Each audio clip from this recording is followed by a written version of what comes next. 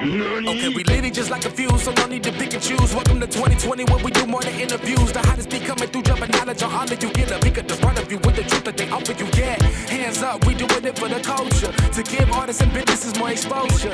Keep it real and stay solid just like a boulder. It's about to go all the way down, can't get no lower. Chasing my dreams, know that they get no slower. But if I stay running, I promise they getting closer. Moreover, success my older. And if you're sleeping on me, I'm waking them up like Folgers. I told you, coming from the land with the tide roll. Well, we'll be on a whole different vibe though. We like to ride slow and keep our windows tinted so you really can't see us like Stevie Wonder waking up with his eyes closed. Yeah, got the kind of flow that rock the boat. On my 16s of pounds of dough. And if you figure you can hang with me on the mic, then grab some rope. Matter of fact, better grab some hope while you at it. We keep it live, it's time to tune in. Turn up the sound on what you're using. It goes so hard, I think it's bruising. The show is 2020, no need to zoom in. Yeah.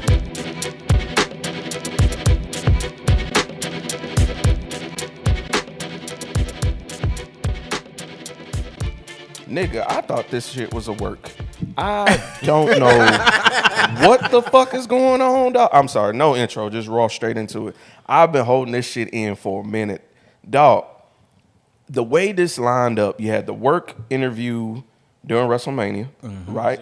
Spectacular job. Yeah.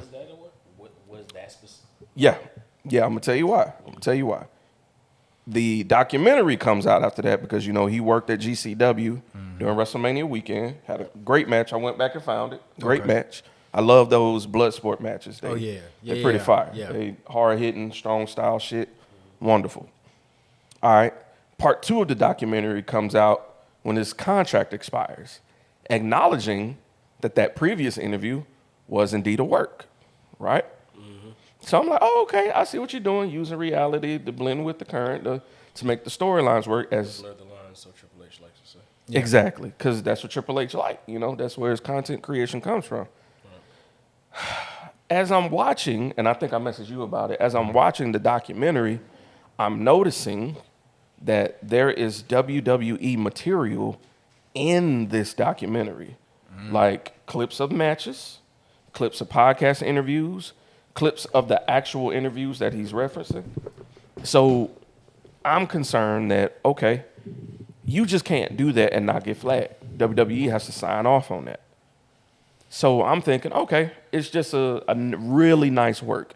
Maybe something Triple H gave him the green light on, like, go ahead and put it out. I ain't seen it yet. Let me be surprised. But then, nah, this nigga just gets expired. What the fuck, bro? You seen the Ariel Helwani interview? I haven't. He acknowledged that the first thing was a work. He also acknowledged that the brass was hot behind it because they didn't know it was a work. So he basically went rogue in work mode. He felt like, I'm going to take the initiative to go do this. And Triple H and them were unaware, and he was not happy about it. So he was like, he had to hurry up and basically tell him, yo, this was a work. Like, I don't really feel like this. You know what I'm saying? This is just me trying to create some buzz. You know, kind of the internet,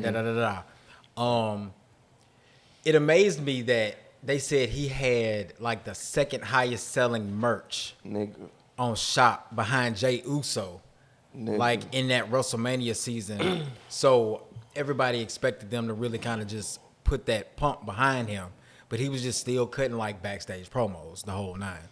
And then he said that that they offered him a contract the Tuesday before his deal expired. Like, they waited that long to offer him a contract. They offered him a contract. They didn't offer Scarlett a contract. Oh. And he said, he asked about what about her. They said, this is what we have for you. And you have 24 hours or it'll be rescinded. Nigga. And he left it on the table because they didn't offer Scarlett a contract. And a lot of people was like, well, he's just going to go to AEW. Killer Kross will never show up at AEW as long as Don Callis works there. Period. Don Callis. Oh, okay. Because they got like real life heat because of some stuff Don Callis has done in the past. I mean, he going to kill it in the indies regardless. Man. He's a moneymaker. Bro, I've been hearing about him for a real long time. So when he popped up in NXT, I was like, okay, I finally get to see what this dude about. And Yeah, I don't know, man. It felt like the NXT magic they just couldn't recapture after Vince put his stank on him. For real, for real. Come on, And when he then- came to Raw the first time? Yeah, when they brought him up. When they had the mask and Yeah, all and that crap. just for toys and all that. Yeah, I hated it. And so I think that there's a lot of people that talk about his non-renewal of his contract being justified, so to speak. But I ain't gonna hold you, man. Like, his gimmick is dope. You know what I mean? And like, but he real psychological. And that's a smart fans wrestler. You have to be a pretty smart fan to catch like the little nuances and stuff like that, unless you saw it on the internet. You know what I mean? Because somebody else deciphered it. But I also thought it was a work until I saw the Ariel Helwani interview. And now I'm kind of like, I don't know. And people are still saying we being worked because now he's saying the only way he'll go back is if they offer Scarlett a contract. Is this the pipe bomb for this side of the century? No. No? No. I don't think so, and I'm gonna tell you why. I don't see the replay value on it being nearly as high as the pipe bomb, the original pipe bomb was. I can agree on I can also play advocate to what you're saying. You just said that he's a smart fans wrestler. Yeah, he is. So the smart fan will probably glaze it, and it's kind of like one of those. The best way to say it is like it'll be the topic of discussion for those who really pay attention to his career and other careers like that. I agree. I can give you that. It gives pop bomb-ish. I mean, probably because he wasn't in front of the Titantron, but I do think that was a pivotal point in wrestling for, especially the people who come behind him. I can see that. People who think like-minded.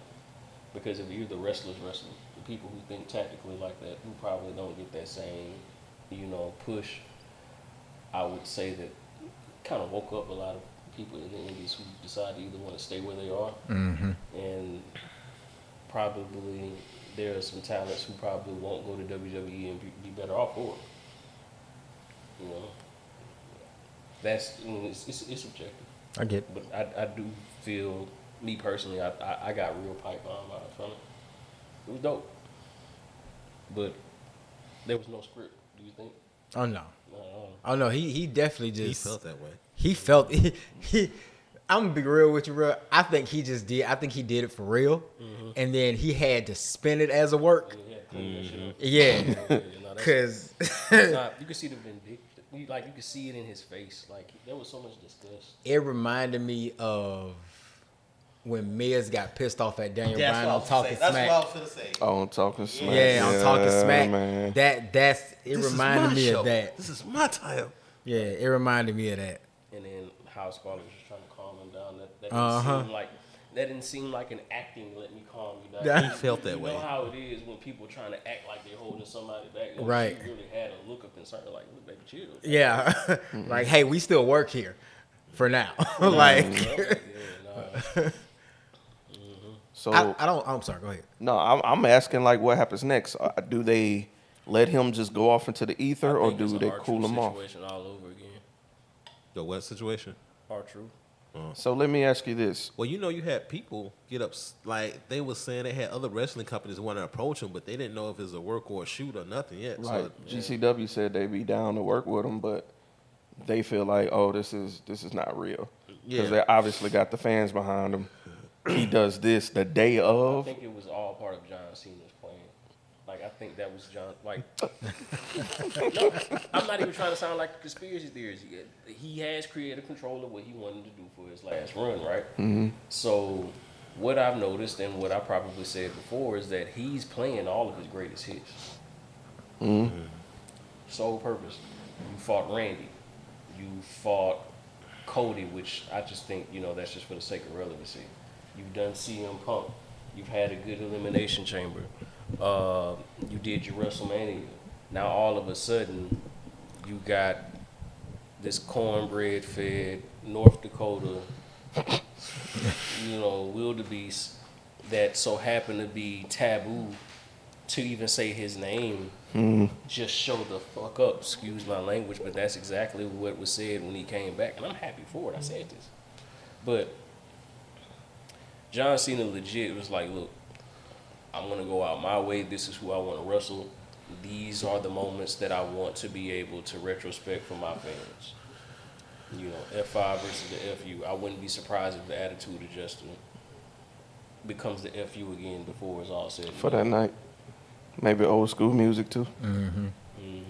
Word life. Straight up. Like, You notice how no one wants to take accountability for why Brock's back though. At all. Have you paid that any attention?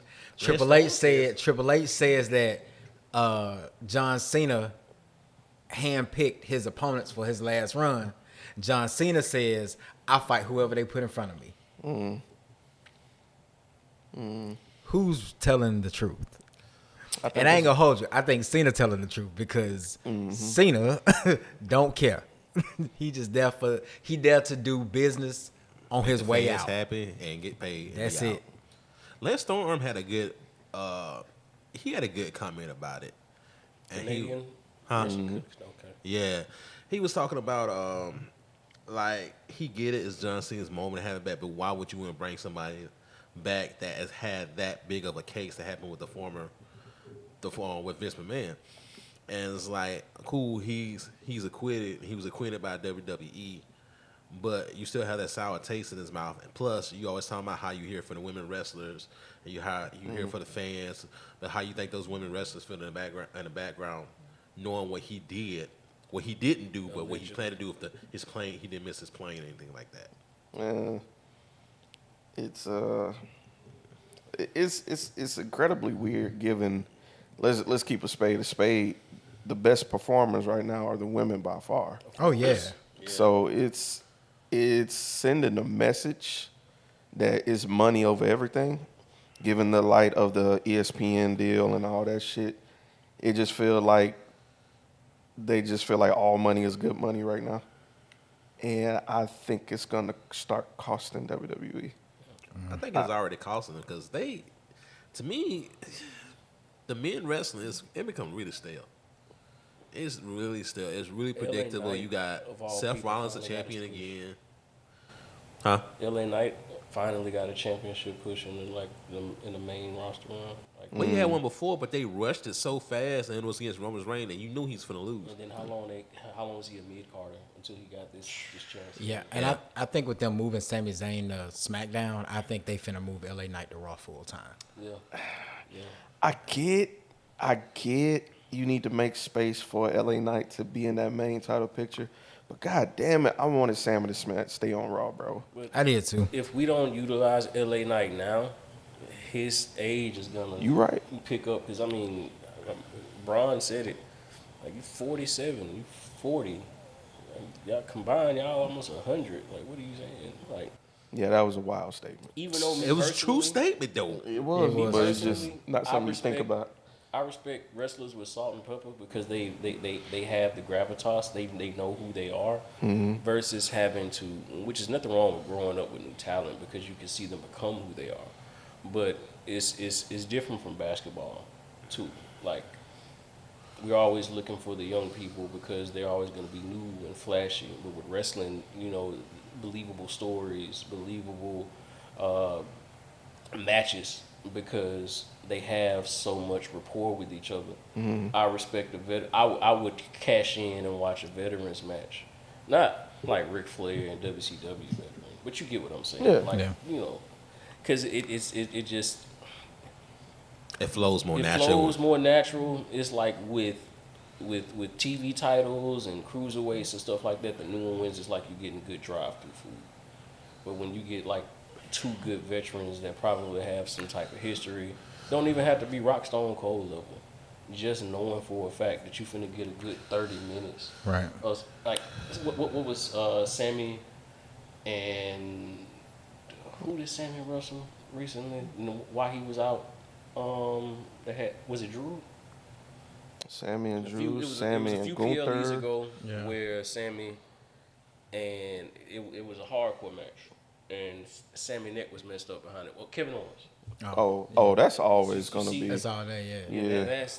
That's a 10 match every time. That's a 10 out of 10 match, and when I see it, these are not names that I'm gonna gravitate to. People name like I wouldn't even choose these wrestlers if I was playing 2K, but I know for a fact that if I look at this card, I know I'm getting my money's worth regardless. with a lot of the newer talent, it's like 5 minute, 10-minute matches done. 5 minutes, 10 minutes. It's like I just started knowing or seeing Austin Theory as a relevant name. It took me like, who is this guy? Like, I know he's a good wrestler. I know he's good talent, but it's just like. So, I'm gonna tell you what my issue is with some of those people, and I've seen people talk about this before. They talk about how the WWE don't really have stars anymore. The star is the company itself. So, like, when Vince had it, especially towards that tail end, like, I feel like Triple H is in the position where he is now trying to cultivate those stars that were already there. You got your Roman Reigns, and you know, like Cody had just got back a year, 2 years before Vince was out.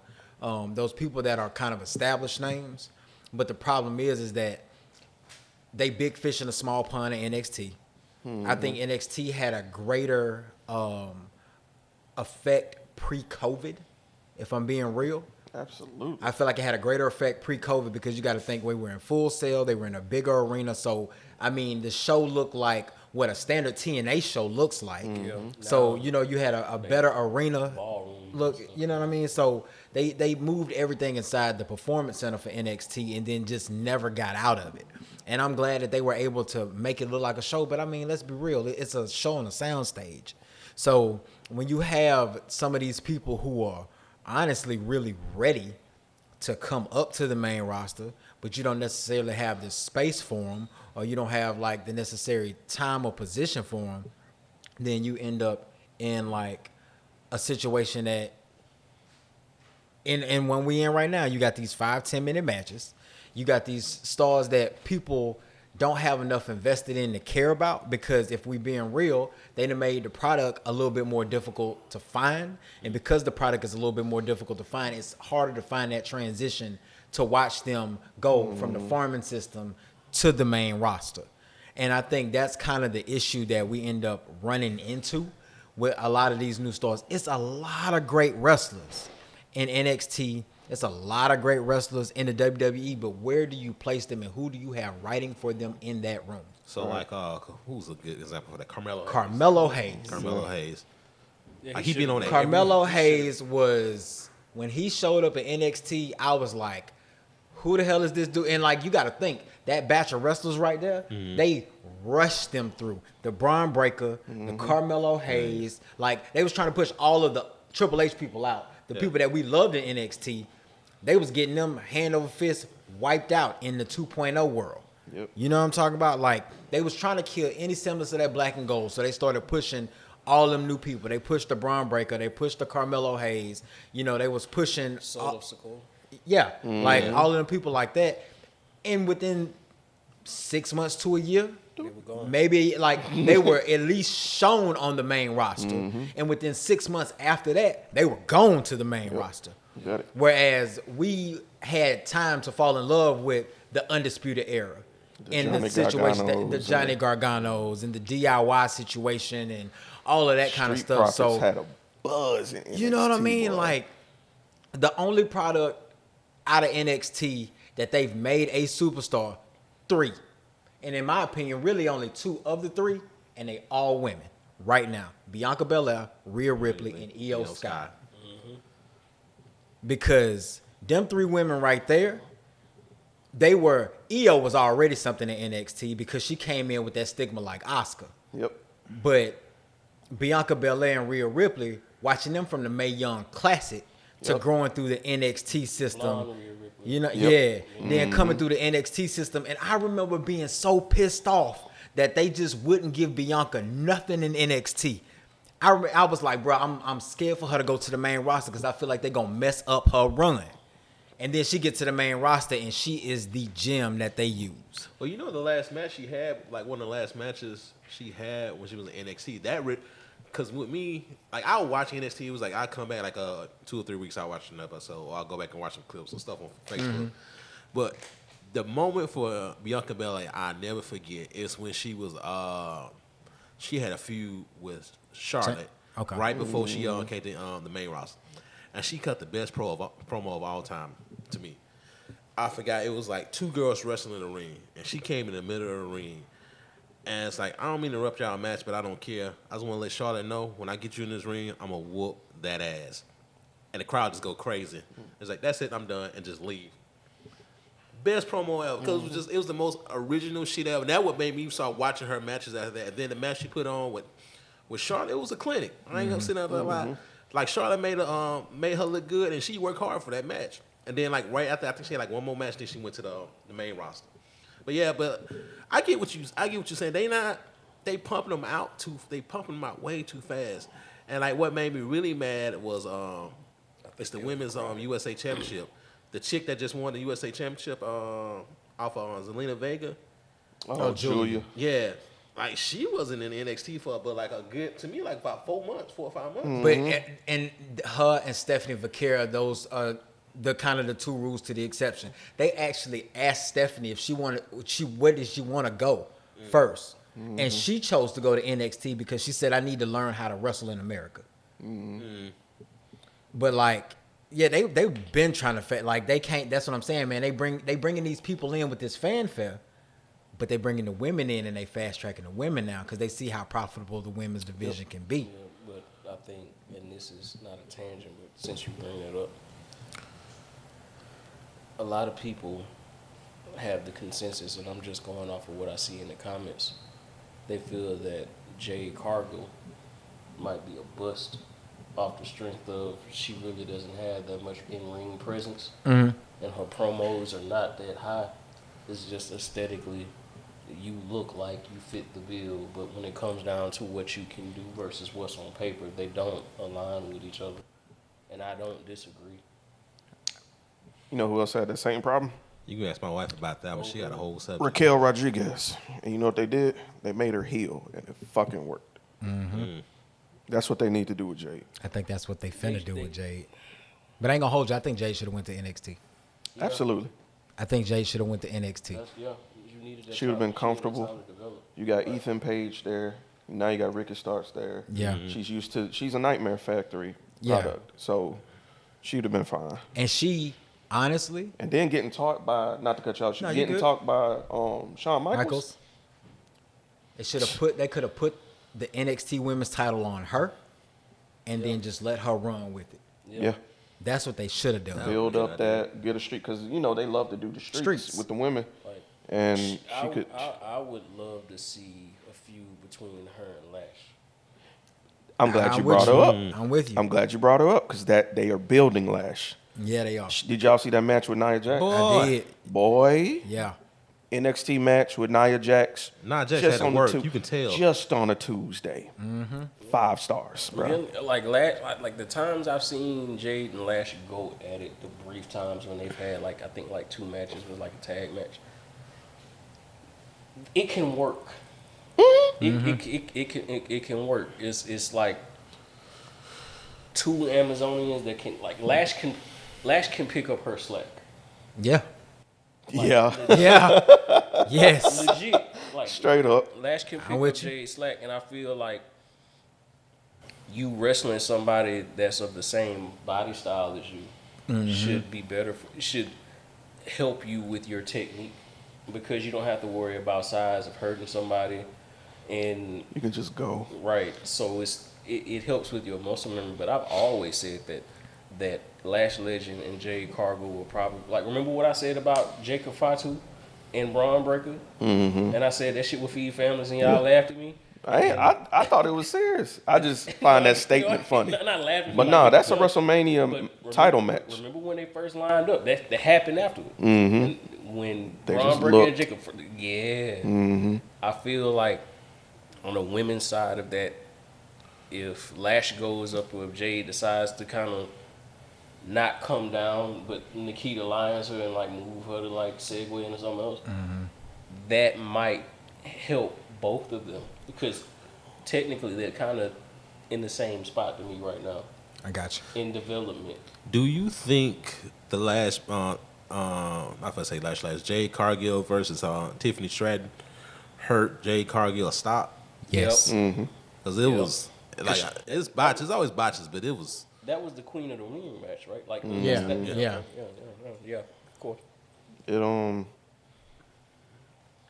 it highlighted that Tiffany is the better overall wrestler, and that Jade still needs help. I apologize. It's Calling spots and like getting, like I feel like Jade might be in her head. Like She you know how don't some have women balance. can't dance, they doing like, okay, 1, 2, 3, 1, Yeah. 2, 3. I don't That's think how I she has feel good about her. equilibrium in the ring.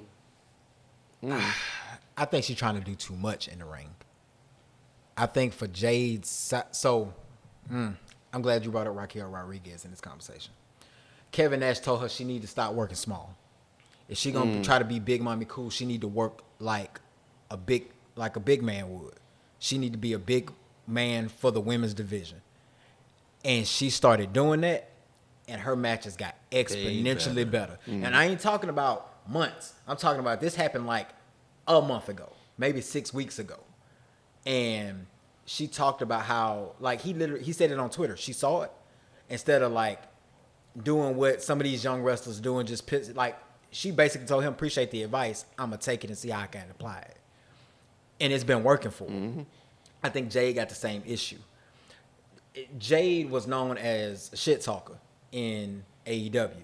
And she's still trying to do that on that WWE stage, and it does not work. She ain't put in. She getting ate up in the promos. That's my point, bro. She need getting a ate up. mouth. She need a mouthpiece. She need to be a heel, and she just need to come out and destroy shit and go home. So, good She question. needs an Enzo. Who do you feel would be a good mouthpiece for her? Because I believe like she would work better with a microphone in front of her. Somebody like she needs a manager, at least for the time being. I agree. I think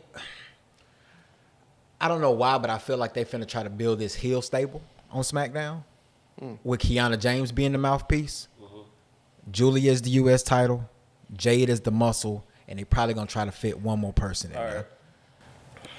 Two things. I have a newfound respect for Chelsea Green and her flamboyance. I love Chelsea. Oh, man. Chelsea's amazing, bro. Like it was she was doing something with Celine Dion music and Ethan Page was holding the fan and it was just like the Canada. Yeah, we just watched I that was with the like- Canadian tuxedos on. Yeah, Yeah. I'm like, you know what? You all right with me, but she's I like her how she treats her fans. Like she's real down to earth. Yeah. Second thing, there's too many stables right now. Overall, Too many stables. Too many stables in the WWE alone. It's like they look at Japan and They look at AEW, bro. Y'all remember early AEW? Everybody was in a faction. Stable. like, but my thing Everybody was in a What faction. is Seth Rollins' stable called? Do we- Division. Division. We just found that out like Look, I last ain't Monday. know. Yeah. It I just said it last Monday. Seth Rollins They and them just niggas- filed for the trademark 2 weeks ago. Because That's I thought crazy. that they were calling themselves the Vanguard or something at one point. Yeah, no, it's Like, Division. I think they were spitballing. They're trying different shit out for the past couple weeks. Because I could have sworn they called them the Vanguard. Like, not They calling did. themselves. Yeah. But, like, one of the announcers is like, the Vanguard. I'm like, Michael Yeah. Cole, if you pay attention, he'll throw out a name just to see how the Yeah, crowd yeah, react. They see yeah. how to do on Yeah. Twitter and stuff like that, but it didn't too catch. many, it's too many stables. You got whatever is left of the Bloodline, MFT. LWO, The LWO and AAA, they don't count no more. Yeah, They barely Nah, on. They I'm gonna barely be on honest with WWE you. main I know roster. we side noting. Yeah. Them boys doing them motherfucking thing. at Oh AAA, yes, they are. dog. They are. American made still. American made. Like it's too many. Like I'm not saying. I'm liking that American Mag storyline. I don't know what they doing with it, but having 3 of them motherfuckers on there, but that's great. So back in my day, we had like 2-3 good stables. Yeah. Because you could sit with their story a bit more. Like everybody is trying to just get if it's a party of 4, they're now stable. That's just it. It is. It's almost November. And that's all. I think that's the only reason why. I think a lot of them, we gonna see like some breakups and some type of division. And you gonna stick with the same couple that you done had for the last couple of years. They still too many. I agree with you. It's still too many. Judgment Day I don't have a problem with. Like Judgment Day is the most believable stable. I agree. Now, Now, yeah, yeah. because it was rough starting, dog. You talking when Edge tried to start it? Oh yeah. Nah. But they didn't know what they were trying to do. Edge didn't even know what they were trying to do when they first started it. I think when they introduce the personality into it, that's what makes it a stable. Because bro, Finn Balor is funny. It's fuck. Petty Like and funny as he shit. funny. JD just be trying not to break on camera from laughing at Finn.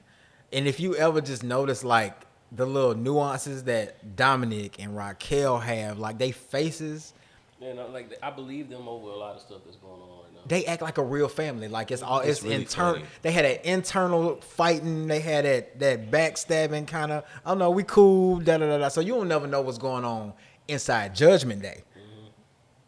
And I think that's what makes them interesting. Yeah. Can we all agree that the workhorse of that division or that stable is JD McDonough? Absolutely. Yeah, especially He coming had the back most from that matches injury. last year. Ain't that crazy? Absolutely. Most matches last That year. injury I thought was gonna take him out. I did too. I was scared. Ooh, God bless. To get up, because and I was finish scared that for him match, too. that was just like, oh. Then you find out he had a punctured lung after the match. Like, bro, that Still finished. You are It's insane. fucking crazy. Crazy. Yeah, So I agree. Me and Asher was having this talk, going back to something you talked about with certain older grizzled vets going at it that just sits better because they take their time. They got the psychology right. One feud I would not mind going back to is good old CM Punk and Drew McIntyre. Give it another year. Of course. Let it breathe. But have you noticed that Drew McIntyre is to CM Punk what CM Punk is to Seth now? Rollins, yep. Yeah. So this is my thing. I love every match they had in recent months about that damn bracelet. You know. Oh, God, that was great. You know. Something as stupid as a little handmade bracelet was great.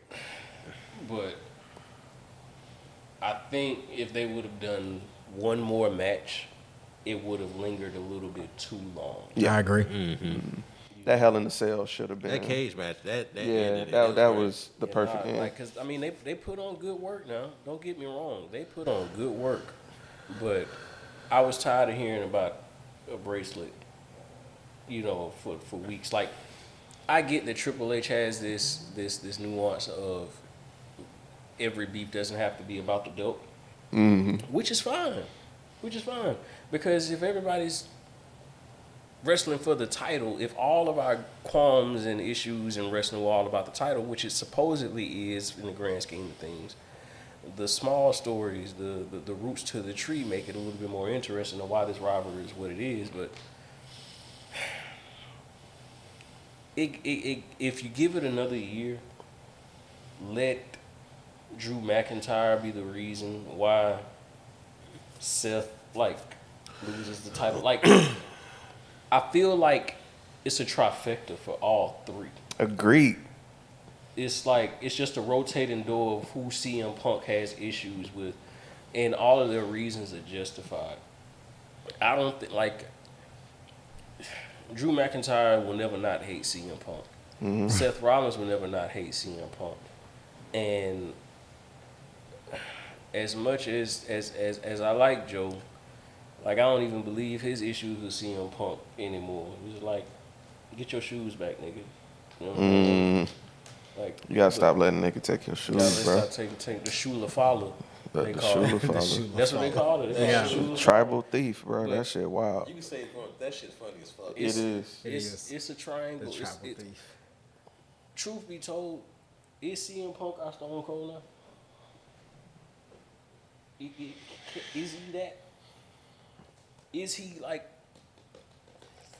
for the generation of the kids who would be where we Triple H to Stone Cold. I say Seth Rollins is Triple H. pedigree and all? Yep. Cerebral assassin, Yep. 2 steps ahead. The last nigga you want to see when you was out of breath. Yeah. And then you got to think about how, you know, cult of personality come on. It's almost like the glass break. Like, I don't think I ever thought of that, but I like that analogy. I think so. Like, as much as Kevin Owens got the stunner and stuff like that, I don't see him. I see him as like, to me, Kevin Owens give me real Waterboy vibes. Like, I'm happy to be here. Like, Don't do that to Kevin.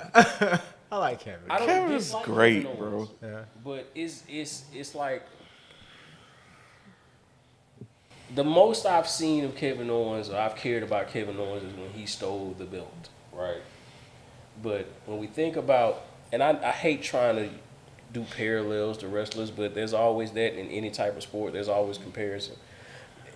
I think CM Punk has really kind of not grew into it, but just off of his feuds, his history, the things that he's done, he's done everything except come out with a beer truck, pipe bombs, and everything that we discussed. He's the Rage Against the Machine. Yeah. Definitely that. Definitely that. I get a lot of heat for being a Punk fan, like online. I would understand that. You know what I'm saying? Like he's not that likable. And I don't know what it is about just like the effect, everything about his. I don't know the man personally. Yeah. You can tell me whatever you want to hear, you know what I'm saying, as far as until he personally called me a nigga, I ain't got no issue with him. You know what I'm saying? Like he is a wrestling personality. He's one of them who was like, he called you a nigga, but what did you do? Right. Right. You know what I'm saying? But as a wrestling personality, even like him, you could tell he a lot more. His gratitude has grown. Like any ego that he had beforehand is gone. Like. You know what I'm saying? But younger CM Punk is like, how the fuck is he here? Let me tell you, I get you. I'm gonna tell you the thing that I like most about this run with Punk, especially in the WWE. He get interrupted every Monday. It feel like every time he start the show, somebody interrupt him. And if you notice, he don't never lay out. He be like, oh, what now? Like, he gonna react. He don't. I like just when. Got here. Like, Why couldn't this be Rhea Ripley? Like that one right there, bro. Right, Had me like, rolling. but it's the little nuances like that, that make me still be a Punk fan. I can't tell you how legitimately upset I was. Yeah. SummerSlam night crazy. 1. I saw that happening. I did too, but I didn't. So when he came out, he was like, "Enjoy it while you can." I was like, "Oh, maybe he is hurt." Then when Paul didn't turn around, I was like, "He played us." You know what have made that better though? If Drew was just sitting in the skybox by himself. Just stand up there just like this. Just Yeah, dog, that would have been. Oh my That God! like if Drew was in the skybox. You talking by about a himself, big ass circle? Like, get me in the writing room, man. His fighting lane was longer than CM Punk. Because the ghost of WrestleMania is going to get us all at some point. He got, you see, but see, that was karma. That was CM Punk's karma for Drew at WrestleMania. That's all there was. I wonder, and this probably wasn't even research. Clock the amount of time CM Punk had that championship before Seth. They said it was less than 5 minutes. Yeah, Okay, so what's the approximate amount of time? That Drew McIntyre. they put it out there. It was like Drew had it for like 5 minutes and 26 seconds or whatever, something like that. And I think CM Punk was like 4 minutes and 58 seconds or something. Drew made a joke about it online. Yeah. That's the long game. If that was, come on, man. But still, you know the whodunit, the Scooby Doo Mystery Machine surprises is always gonna get us still. But I think we headed to Bad Blood in another Hell in a Cell match, this time between Seth and Punk for the title. They got a PLE. It's the 4-way for the championship. They got a fatal 4-way in Clash in Paris. But they just had a new PLE pop up on their menu that they taken to Indianapolis. God damn. It's supposed to be the same night. I think it's All Out or Toronto or something like that. They trying to counter program AEW, and there's no name on it. There's nothing. It's literally just a blank space for a WWE PLE that night in Indianapolis, and Bad Blood ain't on the calendar nowhere else, and I think that's where it's gonna go. I know we spitballing a lot of stuff. Keep in mind, my GOAT became a babyface again on my birthday. Oh, but here's the thing. Notice how he underhanded The Rock in that statement, which is what I wanted to discuss, is because I watch Wrestle Talk and WrestleMania and stuff like that, and the final boss run just ended. Like no conclusion for real. Mm-hmm. You just say, "Oh, I feel like the final boss is no longer needed." Like, really? Like, what was your whole purpose and what were you here for? Right. Like, why did you come through all of this, the Versace vest and the cowhide and stuff, and you whipping corduroy? Like, what was the purpose? Selling tickets. Tickets. That's it. That's it. Then on top of that, you gooed all three of us. We go to New Orleans just for you to tell us. Like, you lied to our face. To our face, you weren't nigga. even on TV. You lied to our face. Bro, how about I was in New Orleans when they released the news that they were pulling out of New Orleans? Oh, I was hot. I had already made plans, bro. I got friends that had already booked hotel rooms for next year. fucking wild, bro. It's if my whole premise is what I'm saying is that what John said about The Rock gave me, at least I don't write my notes on my wrist, because he's gonna subliminally say something. The people who I thought were gonna stand next to me are not here anymore for whatever reason. Like what you and $7 $7 production, whatever the fuck it is. Like Dwayne, I kind of wanted to see something like the real Infinity War that you've been bragging and boasting one of people's souls for. It's like that was the biggest disappointment to me. That now you can't wrestle, but I felt that you were gonna be like the hand that probably was behind the vision or something of that nature. I can see that. I ain't gonna hold you. I thought that they were gonna make it like a year-long thing and make it to War Games.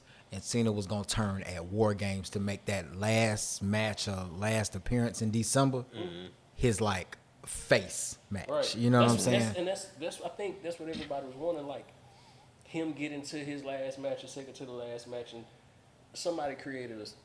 Who we and I'm sorry, we talked about having too many stables, but if you were gonna complete that, who would you have had? Like if The Rock is just like the front man and Cena's the leader, who do you put with him? Give me three. Three, or just adding one more to the third? No. I mean, Oh, okay. Because one thing that John posted was I'm fantasy who was the booking for third War man. Games. Like, who was the third man? Because he alluded to that there was gonna be a third man. Like, there was supposed to be a stable. I think that was supposed to be Travis Scott. And that just went to hell. Who would you have picked for the third man? I'm gonna be honest with you. Logan Paul would have been perfect because you had Super annoying, but he can wrestle his ass off. He can. And you got 6 degrees of separation because of The Rock, right? Logan Paul and The Rock had their relationship before the Japan incident, okay? These are all 1 foot in, 1 foot out, Hollywood-driven actors. 9 times out of 10, they're going to do a movie before they wrestle. So I thought that they were going to emphasize, like they were going to push the envelope on. My agent's calling me. Don't worry about it. Not make it like a corporate faction, but more of a I'm too bougie and I got no time to do this type deal. Logan Paul would have fit perfect because if you're still talking about blurring the lines, Logan Paul is pretty much himself. Yeah. You know, I haven't forgot how he told Mike Tyson after that match, I'll fucking kill you, Mike. And people was like, you shouldn't have told it to an old man. But he just fought for $60 million. Yeah. But if not Logan Paul, I just can't find anybody else obnoxious like that. Like, I think it should have been a stable where we really needed to hate them.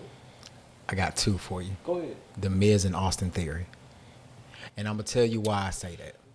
I think Austin Theory in general, because he was supposed to be the next John Cena for Vince McMahon.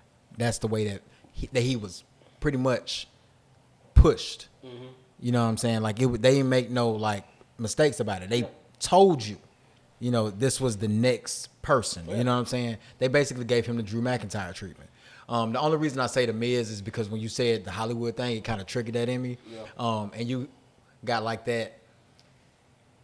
You got the B movie star that's annoying. He should have been Johnny Cage in this stable with in this stable with the big time Cena, big time Rock, big time. You know what I'm saying? So that's why I say, yeah, he could have been like the flunky of the group. Yeah, you know, run go get my coffee, but always thinking that he got a higher position within it. He could have had the MJF attitude almost. Yes, but also you could also show the dissension, like the little digs at each other, because let's not forget Miz beat John Cena at WrestleMania. Right. So there could always be, hey, you're the leader, but let's not forget, you left. I've been still here. He made John fix his hair. Yeah, they did not let that ball spot go. I didn't at all because it was like it was big, bro. It was there. You salad bowl in the middle. Yeah, see it. Like every time he was in a tag match, I'd be like, oh my god, like, big dog. Right. like it's like I'm glad though. He even told the fans, he's like, y'all made me want to go fix my shit. Y'all so mean. Mm-hmm. Like, and that's his out of ring interviews is what made me realize like this babyface shit finna happen real quick. Especially in the past couple of weeks when he was letting kids ask him questions and stuff like that. I said, he's talking to the kids again. Mm-hmm. Like, it's coming. Mm-hmm. Because I'm like, I know it hurt his soul to say, fuck them kids. Like, every time a little kid had his hand out to him as he walked out, like, you could see him tearing up because he wanted to go back and shake their hand. Like, it wasn't going to last long.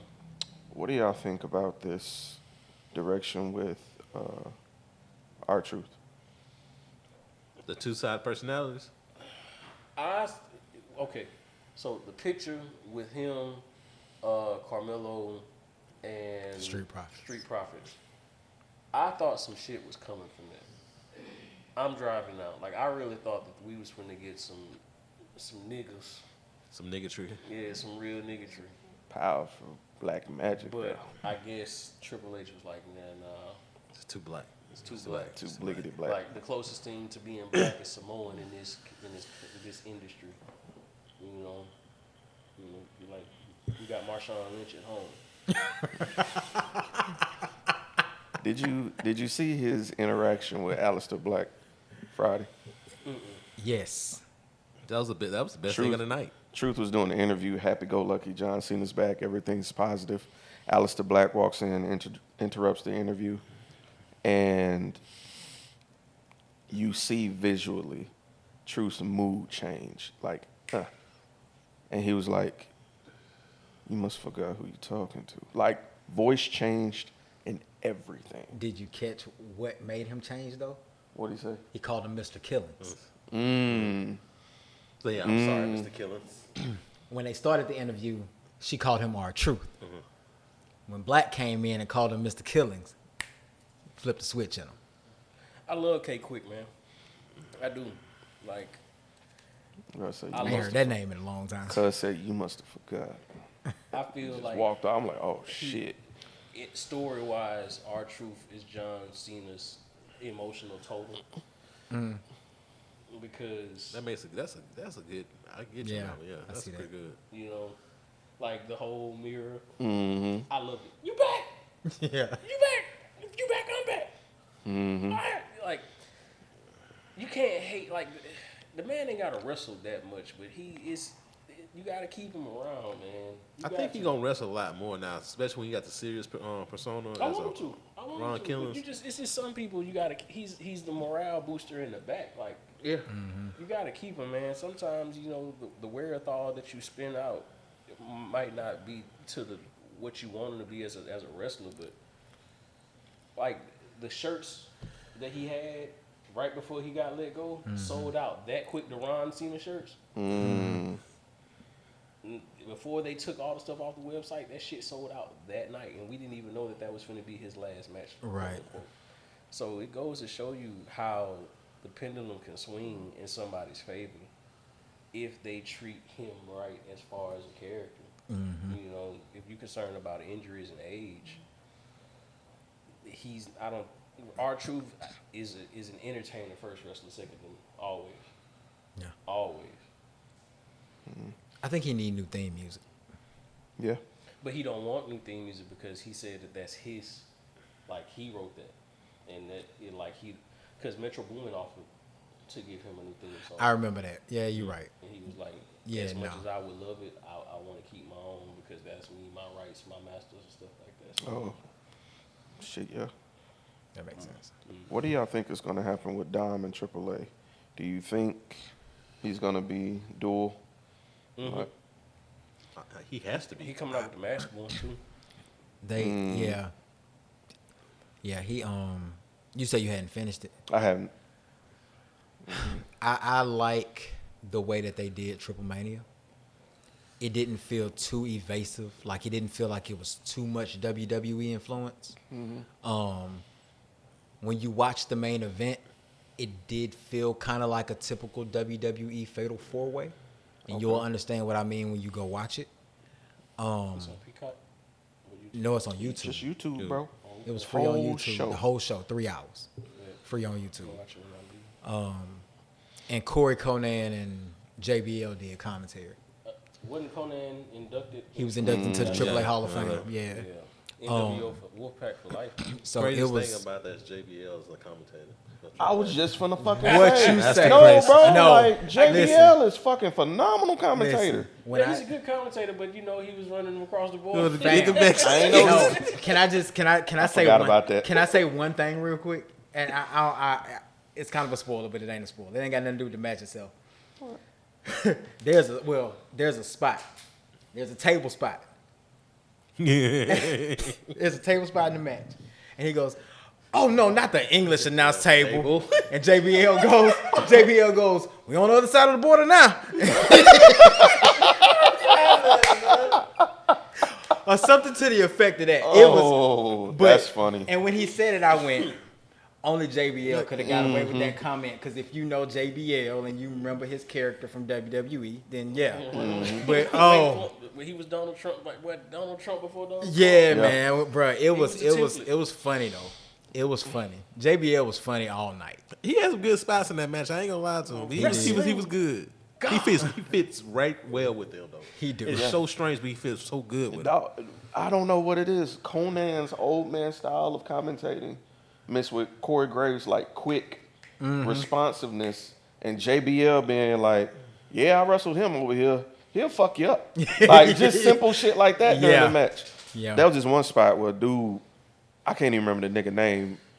He grabbed a nigga from behind, threw him in the air, and kicked the back of his neck before he yeah. Bro, Yeah. and JBL was like, "Oh," like, and it's little stuff like that throughout all the matches, bro. Like, Can I sidebar you real quick? by all means. Because I had this moment during watching this show. Is there a moment in time where you've been watching the show and go, "Damn, I really am kind of a nerd for this"? When Microman got into the match, La Parka fucked me up.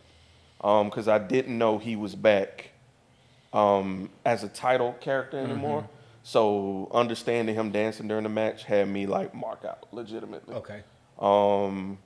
And who was that other cat that jumped in where I popped? Otis showing up. okay. Those are my 3 audible pops. Okay. Because I was washing dishes while watching the show. Okay. Me, like just wrestling in general.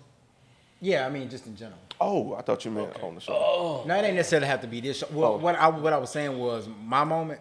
What made me be like, yeah, I'm kind of a nerd for this, was a moment in this show. But that's what prompted the question.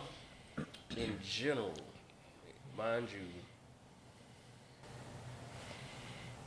I stopped for a few years, but it didn't take away my history of what I knew. So I'll say where I became a legit nerd for this is when I really started going through the Anoa'i family tree. Okay. And like realizing, damn, you know, I've watched a lot. Like, what brought me back into wrestling was, I know your daddy. Okay. Yeah. You know what I'm saying? That's see pretty that. much. So then seeing just nepotism all around, like, Because there's a lot of that right now. Talk about It is a lot of that. nepotism. I love the Steiners. You know, you know, Big Booty Daddy. You know, and the fact that you got this genetic freak of a nephew / son, and then another one that's finna come right behind. It's like it's. I look at wrestling how I look at the NBA because I was telling somebody the other day, I was like, the nepotism saga in the NBA is finna be real. Because you got Karrion Anthony, you got Gilbert Arenas Jr., you got Bronner, you got Bryce, you got all of these NBA players whose sons are about to reach their 20s. And they play with attitude. They're not playing like Carl Anthony Towns. They play like with some river behind what they're saying. So seeing these newer wrestlers and knowing the 6 degrees of separation is very short. I love seeing that because it's the legacy of what's carrying on. It's not like kind of like Ultimate Muscle. You know, I just kind of like seeing the children, with the exception of Charlotte, even though she had. We're on the same page here, bro. You ain't saying nothing. You ain't saying nothing. Every time she get hurt or she go away and she come back, I just go, oh. I don't feel like that right now because I kind of like this thing she got going with Alexa. I saw the little thing she did with Alexa with the pigtails Yeah. and stuff like that. I thought that was cute. The thing she doing with Alexa right now, I think they had to do it because they was booing the shit out of her when she came back. They wasn't giving her no slack. Bro, when she was in Chicago, Right. she was rattled. She was rattled. Like she tried to come back as babyface. Like we didn't miss you, nigga. Like we don't care if you missed us. What was your moment? What was my what? My Like you got like you a. just realized you was a nerd in wrestling.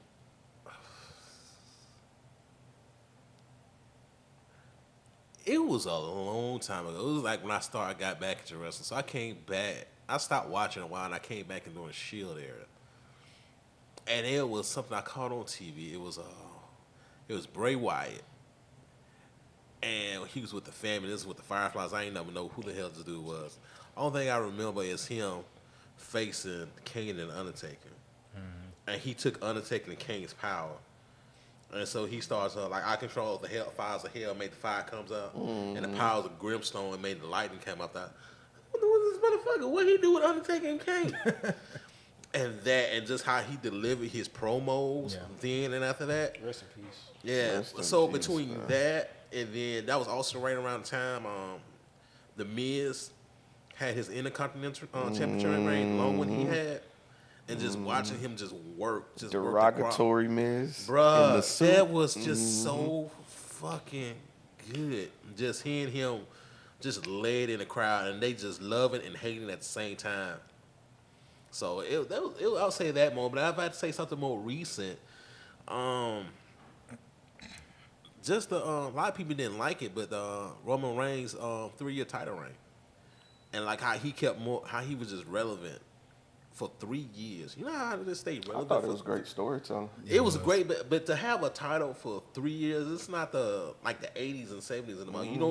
You don't get 3-year title reigns no more like that. I think the longest you probably seen one was like 2 years overseas at New Japan, but you don't get to see that. And the fact that they spaced it out.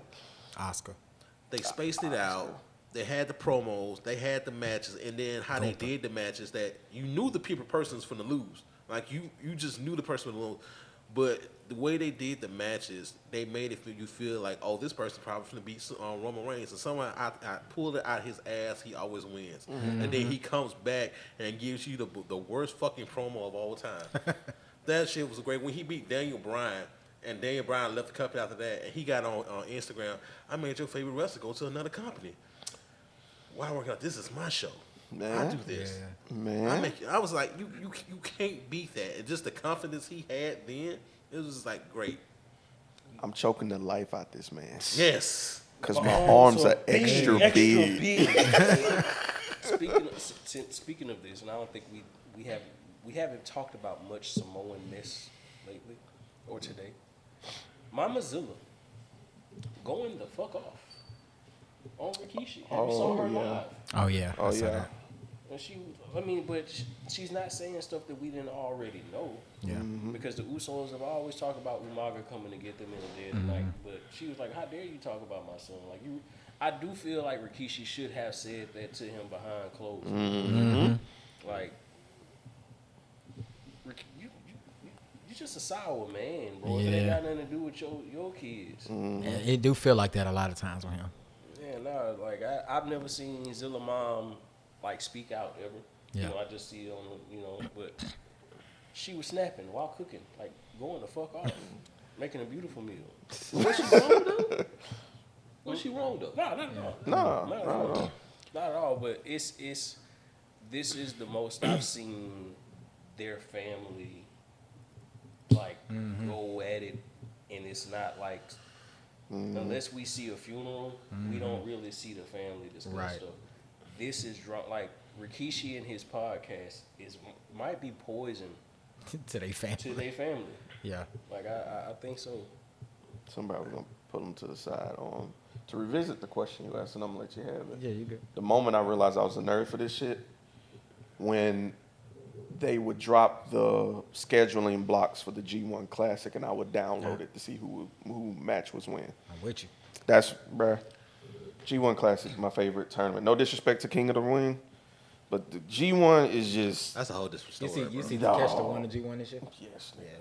Yeah. Which I'm glad I am too. that nigga's a beast. You know Takeshita, what's his last name? Takeshita's his last name. Konosuke Takeshita. He in AEW. He won the G1. Disgusting. He's, bro, WWE need to get a hand on that nigga. He is everything they wanted Shinsuke to be. Yes. He got the size. Big He big. Like, he a big dude. Is he on vacation? I don't know what they got going on with Shinsuke. I know. Yeah, he was in a contract dispute at one time. So I just said real quick, and then that I didn't know. Yeah, his brother had died. Yeah, they did mention that, but he's wrestled since then. You know? I thought so too. So you just actually made me think of too. When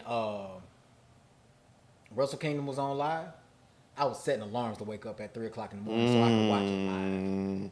Like, cause it was coming on here 3:34 a.m. Yes, sir. real time, and I was watching it live. Like, I went to bed early the night before, like it was some Christmas something, so I could get up and I wouldn't, because I didn't want to go to sleep on it. But this is when New Japan was like in its prime time. Like, when you talking about, like, that was either the fourth. This was either the fourth or the fifth match between Omega and Okada for the IWGP title. The one they ran like an hour, 11 minutes. Iron or something. Man. The Iron Man match.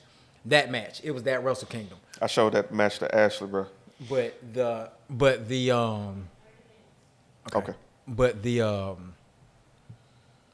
watching, you was talking about the little opening match that they had at Triple Mania.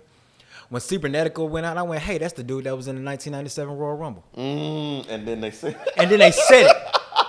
And I was like, yeah, he just old and he ain't got the mask no more. And then they say he lost his mask in the match. I was like, yeah, I knew that was that dude. Like, okay, so I got a nerd moment. It was Cody wrestling Ric Flair, and this is when he came out to the with the big boss attire, and Brandy was dressed up as the boss. Forgot about that. That's why I said forgot about Ric Flair. I forgot the Metal Gear shit. I forgot he had the eye and everything. And you know who Ric Flair was. I'm cutting you off. Yeah. I'm cutting you off. Bruh. I forgot about that. He might have the best Ric Flair impression in the league. And this is before he had braids. And that's when he did the cartwheel, did the Stardust. I was like, yeah, that was a good match. I'm waiting for him to do it again just one time to piss somebody off. to the cartwheel? He the do cartwheel and the... I just haven't seen it in so long, but I want him to taunt somebody. I was gonna say, did he just do it at SummerSlam? He did? He did it at AJ Styles. Yeah, he did one of the matches this year. Oh, fuck. Gotta stay off my phone. Versus Seth Rollins. That's when he did it. That was a good feud, man. But that match with Cody and Jay Lethal was dope as hell. And even Brandy came in and had a spear. in the middle of the process, that's when he was still on his heel run, and Brandy would help him out in his matches. And that would be kind of dope to see. I thought she was going to do it when she came out in the attire with WrestleMania, when she had the whole the helmet on. I was like, yeah, nah, she just stayed on the sideline, which is great. But Brandy does a good job with helping him and his character back in AEW, and prior to that, I think that she probably just lets him have his own thing while they're in pretty much probably on another chick, Triple H and trying to do all that. But I'm glad he still keeps her involved, like on his podcast and stuff like that. Cause she be getting his ass. He's like, what's up with you, Sabrina Carpenter? Bruh. Be funny as fuck. And then then that interview, he was like, what did he say? Like, you don't look like you aged a day or something to that effect. And she was just like, what do you mean? And I was like, oh shit. And then it just cut to another subject. Yeah. Nah, I like how people are so. She be getting his human ass around. Bruh. I like people can be real human with him on his podcast. Like, I like the fact that he's the overarching narrative over the years since behind being the elite is that Cody is a massive liar. Like the fact that people bring up these nonsensical lies he does and just tell the story, and he's just like, yep, I did do that. Yep. Like, it's funny. It's funny. You see the one he did with the Miz? When they was talking about how he gave him a bottle of liquor for his first match, and he immediately turned around and traded it for a laptop. Just little shit like that. Like, who the fuck does that, man? I have one more question regarding going forward with like AAA.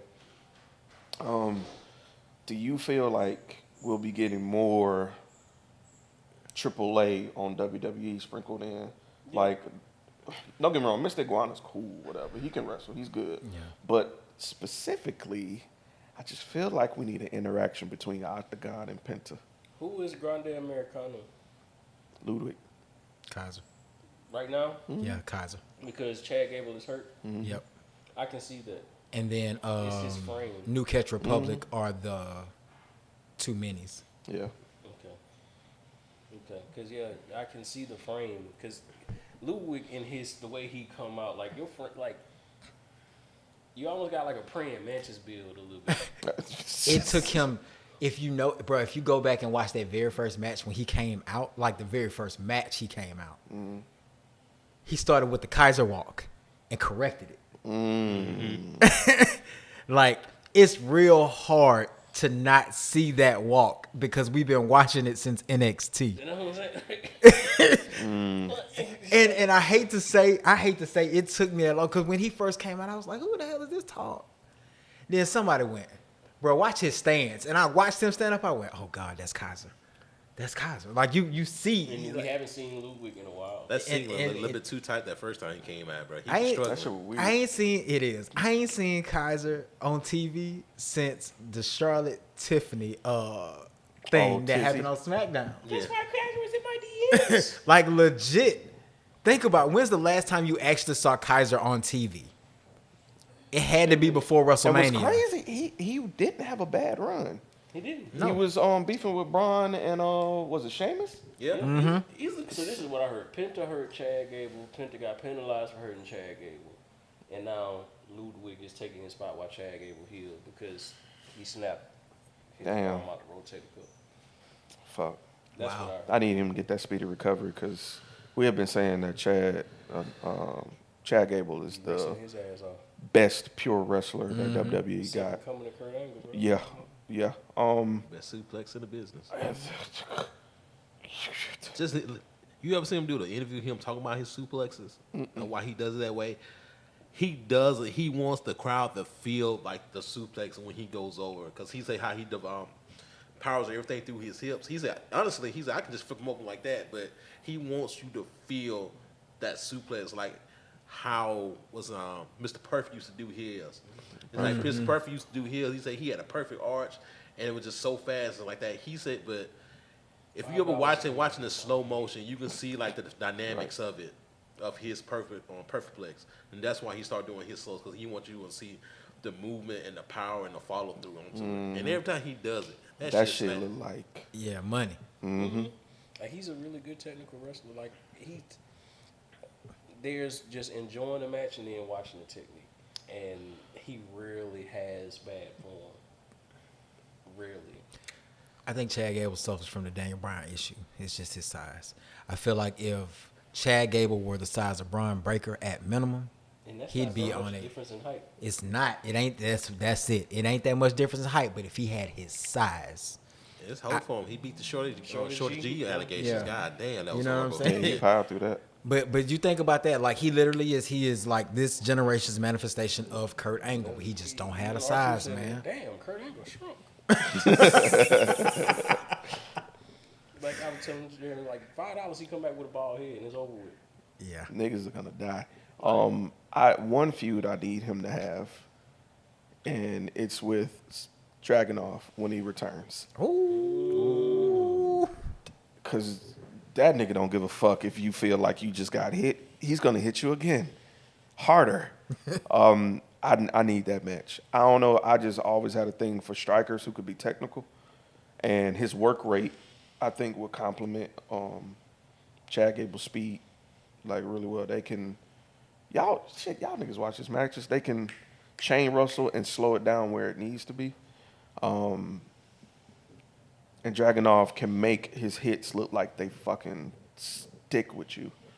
So I think, of course, it's not going to be a main event type thing, but you give me a best of 3 or 2 out of 3 falls. You got me thinking about now Dragunov versus Sheamus fight now. Oof. Sheamus getting back in form. Quick, too. That rust is shaking off because, hey, yo, hold on. We got to give some respect to my boy Rusev, dog. I ain't expect him to fall back into form like he did quickly. That's a nice little back and forth they having too. I like their little storyline, banger after banger. Even though that last match was a count out, but you know, I think they're purposely we seeing them brawl more than anything, so they can build up the animosity that's held with each other. Where would Rusev go after this, regardless of if he goes over or doesn't? Who does Rusev attack afterwards? Aleister Black. Because the whole SmackDown and Raw roster shit is very, very blurry anyway. True. You know, I think that's right within his wheelhouse to keep a feud going with that. But get my day off. I don't know. I really feel that after this Sheamus issue, he might be gone again for another few months, if I'm being fully honest with you. I think so. Load management. Understood. Speaking of, we haven't talked about load management. Is Trinity Fatu pregnant? That's Guess the we gonna best find case out scenario. tomorrow. That's the best case scenario. What you mean they gonna talk about tomorrow? Yeah, they said that She Naomi was vacating going to address the vacating the title. women's world title situation She tomorrow. vacating the title tomorrow. She pregnant. Big Jim will put it on. And Can you blame them? but they've been trying to have a child for years. Yeah, so she only has one ovary. Bianca pregnant too, probably, because she ain't wrestling right now. She got a broken finger. She got a broken Hand fucked up. They had already said that this was probably finna be Naomi's last run. So I think that's why they put the title on her. I just hate that if this is the situation, it's just right now. What do you think about the cut it proceed short. with caution? I love it. I like the gimmick. I like everything about it. I like how she. Did you watch any of her stuff when she was in TNA as Trinity? I like that they kind of allowed her to flow back into that, like transition that gimmick back into the WWE, then allow her to create something completely different. I love everything except the maniacal laughs. Why? Okay, it is annoying. It's a little annoying. I get that. That's part of the whole gimmick. I love that part. And she just was between that when she called him a different name, Stephanie Velcro. Yeah, like Stephanie Vacara. yeah, It that was- part I like that. It was because I just know, like, seeing when Big E was giving her flowers, and she was just trying to hold it all, and she had to turn around, shut it up. Yeah, It's like we know she got a heart as big as gold. You understand? It's when she do, I was like, girl, you had me until you. Like, did she run over somebody with like a go-kart or something recently, like a moped? She ran over somebody. Oh no. So that's why we said best case scenarios, because her and Jacob was on these damn scooters and she hit something or ran over something. And like the video just cut off. And then like she went on social media for like 3 days. So we like, Lord, please don't be to hurt yourself out here. You know what I'm saying? Like backstage, because that'd be trash. Is she pregnant though, man? Good for her. Like, Right. I think so. I think that's what it is, because they keep, when Michael Cole was like, stay tuned for her, for what she'll tell you. Like when it happens to the women, especially when you get a chance to kind of follow their backstage stories, and you know that they at these points in their career where they want to become mothers, and they still want to be able to have a career. Like, I think Naomi has had the career, and she has the clout where if this is the case and she wants to come back, they'll bring her back. She's not Carmella. Work for Becky. And likewise, Carmella wasn't Alexa, and Carmella ain't Becky. Side note, so we were talking, since we were on the subject of Naomi, how we was talking about earlier about Jade Cargill. To me, Naomi really saved Jade Cargill's, like, really story-wise, and just with the beef and promos they actually had between that little time match. She carried it. Yeah.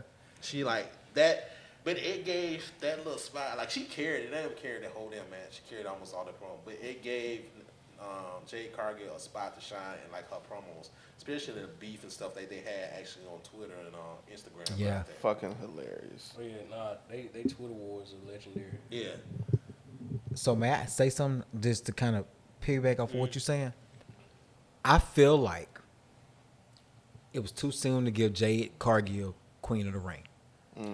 If you were going to have her win Queen of the Ring, I get that you got to have the Rhea and the EOs and all that kind of stuff. Jade should have fought Naomi at SummerSlam. Because they done already fought. Yeah. They got chemistry. They know each other. They've been online talking back and forth. That was the match, not Tiffany. Yeah, They should have. That came out of nowhere. If they were gonna do that, they should have held off on putting Jade against Tiffany. And I don't really like Tiffany as a character, but in the ring, she can go. I apologize. I had to pull the check. I apologize. I wasn't familiar with your game. Yeah. Like I've had to do that when I like seeing her how she makes the ring a weapon for her. Yeah. She really does have the prettiest moonsault in the game. I think that the Kiana James Julia thing, if they flip Tiffany back into a heel, now that I think you could put them three together, and I ain't necessarily got to necessarily be a faction or whatever the case may be, but you just always see them like together backstage. You know what I'm saying? Like that type of vibe. Because Kiana James right now is playing the Don Callis role. Yeah. Yeah, the mouth. Here's my business card. While she heals. One thing I noticed, have any of y'all paid attention to Becky Lynch and just her now? Becky Hogan? No. Yeah, Becky Hogan. But she's doing her best Donald Trump impression. Listen to Got the damn producer laughing. Go back and watch her promos. And then go look at how Donald Trump I have never paid that attention. how she, me and my sexy hot husband, we had a really good time. Like all of that is Donald Trump. Becky, like this. She came out in the red and yellow. I thought that was funny. Becky Lynch is doing her best Donald Trump impression. When you go back and you look at her promos That's in the past fucking couple wild weeks, and that fucking is- brilliant. That is Donald Trump delivery. She was like, I could have been in New York at the Happy Gilmore. Nigga. She's doing her best Donald Trump impression. Go back. Even in the media interviews, she like over exaggerates how great something is. Yeah. God damn. I've never paid that attention. If you go back, if you look at some of her promos and you just think about Trump and what he says at the podium, he could be talking about World War III. I had an amazing chocolate cake. And Swear to God, it was good. I told the chef, I said, why you make the cake so good? He was like, because it's for you, Mr. President. And I was like, oh, that's Becky Lynch. That is fucking Becky Lynch. That's Becky Lynch right now. Because I've never heard her talk about Seth Rollins. I could be enjoying time with my daughter and my super hot husband. It sounds the same way. And my smoking hot wife. Same thing. That's you fucking right. Y'all like the new music? Yes, finally. Thank God, bro. I've been It's growing on me. dying for new music. I used to get her music and Sami Zayn music confused. Understandably. Understandably. It's produced by the same fucking 5 parts. Yeah. It's. But still fire. Def Rebel. Still fire. Get rid of them niggas. Like I picked it up like 3 weeks ago. I was like, this is Donald Trump. Like I was like, when I shut my eyes, I just started seeing him at the podium. It was just like somebody changed the tone of his voice. The hands. Yeah. I talked to Putin. We agreed on a couple things, mainly the big ones. Sir, what are the big ones? Well, you gotta ask him. Yeah. So I know for a fact Becky is doing that. She probably won't say it out loud because she don't want to get burned. But go and watch her promos, and the next time she come out on SmackDown or something, see how pompous she acts. Somebody pointed something out to me that I didn't pay any attention to. They said that Becky Lynch refused to be on the stage for any of the Hulk Hogan tributes. Good. She didn't. Roman Reigns wasn't. Roman Reigns ain't there. The New Day wasn't. Mm-hmm. The New Day was out there. They were? Yeah, I saw Kofi on stage. He wasn't happy, but I saw him on stage. Who else was there? It was some other people. I seen a post out there. Yeah, it was quite a few of them not there. Well, Mark Henry's still standing his ground. Oh, yeah, he is. that yes, nigga. he is. It's been so long since I've seen Nick. I was like, what the fuck is Chet Hanks doing in the middle? You can't tell me Nick Hogan didn't look Yo. like Chet Yes, Hanks. yeah, he did. They let that man get on TV with that Walmart shirt and that Walmart tie. Leave that man alone. I'm sorry, bro. They could have gave that man a better shirt tie combo, bro. I was like, I know a no boundaries shirt. When I see it. That man look old. And he started squinting. He got them same Hulk Hogan eyes. I was just like, ooh. Yeah. You hate niggas too, I bet. Fuck Terry Bollea, though. Jay's face. Fuck that nigga. They ain't talking about Terry. Yeah, Jay face, he couldn't keep a straight face. I was really paying attention to everybody in the crowd who just couldn't keep a straight face during that time. Like, I was pressing pause continuously. Like, I didn't want to misconstrue who had this thing and who didn't. Yeah, I like how Cody Rhodes tried to come out there and smooth things over when he did his little. They knew what to do. He did his little Cody Rhodes thing. Yeah. Politics as usual. Codarius. Was that his? Was that an AI quotes of his daddy when he came out recently? Because it didn't sound like that was generic. I think that was cleaned up from a old. Like they extrapolated his voice. You know, they used to do. What's that tournament? That tag team tournament, the Dusty Rhodes Classic. I think that's something from way back when, like pre-COVID. Way back when. By the way, can we get the NXT takeovers back? Like, just give me one. Just give me one takeover back, bro. Because recycling the old WCW pay-per-views kind of diminishes like their value to me. Yeah. By making them just exclusively. You know what I'm saying? Just be NXT Takeover New Orleans or whatever. Like, because I think they try to keep. I think they do that to keep the license and IPs of it because AEW can take that shit if it's not used over. That's true. And Tony Khan would probably that be motherfucker petty. be waiting to take Y'all already take my wrestlers. I ain't gonna hold you. I'm really surprised he didn't hop on Edge. Like the trademark expired while he's in AEW. But I mean, you know the reason why Edge when they finally hugged it out. I saw. oh, they back. They finally hugged Yeah. it out. They finally hugged it out. That's the only reason. And WWE didn't have to do two of the 3 tag teams involved are in this arena right now, and I'm like, oh wow, that's crazy. And throw all the shade you can. I Bro. think this is just a passion project for Adam. I want them to have it. I want them to do their thing. Ride off into the sunset, wherever the fuck you want. They should have, but they go fuck yourself was still. Yeah. You Yeah. know. Sting, man. How could you do that to Sting? We used to go to the barbershop and get our hair cut just like him. I just want my friend back. Go fuck yourself. All right. Producer then gave me the wrap up symbol. We got 5 minutes. Y'all want to drop socials, upcoming things, anything of the sort? Start with you, Ezra. I got a couple things coming down the pike. I got a new single called Dion Code that'll be out very soon.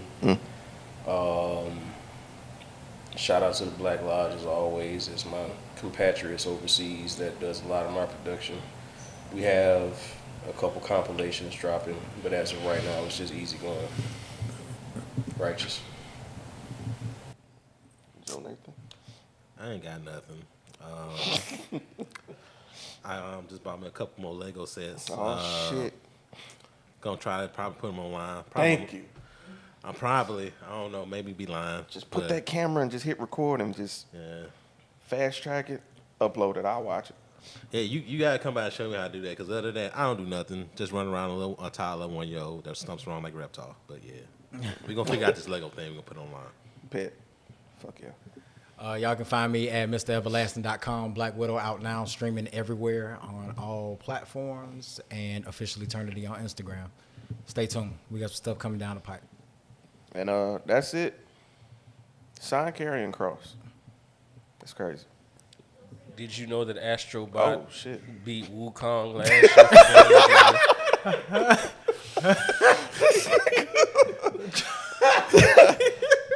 Ignore him. Ignore him. It's just a running thing he's been doing since last year. Since last year? Since last year. It's a running thing. The 2020 Network LLC. Watch all the shit from this weekend. The Kickback 2025 was great. We had the Why Did I Get Married yesterday in the women's roundtable. We got the men's roundtable coming up later on today. And so if you watch this in chronological order, the next video will be the men's roundtable. But anyway, that's it. We out. Peace. This boy. Stupid, bro. That man is a vendetta against Astro. Can we put your business out in the streets? People be nosy anyway. So, if you're interested in promoting your business, brand, platform, or whatever it is that you want people to know about, hit us up. Or if you're interested in just sponsoring an episode or two of the Underground Queens podcast, feel free to email us at theundergroundqueens@gmail.com. Again, that's the Underground Queens podcast@gmail.com. Or DM us on Instagram at The Underground Queens, or you can even hit us up on Facebook at Underground Queens. We look forward to working with you and helping putting your business out in the streets.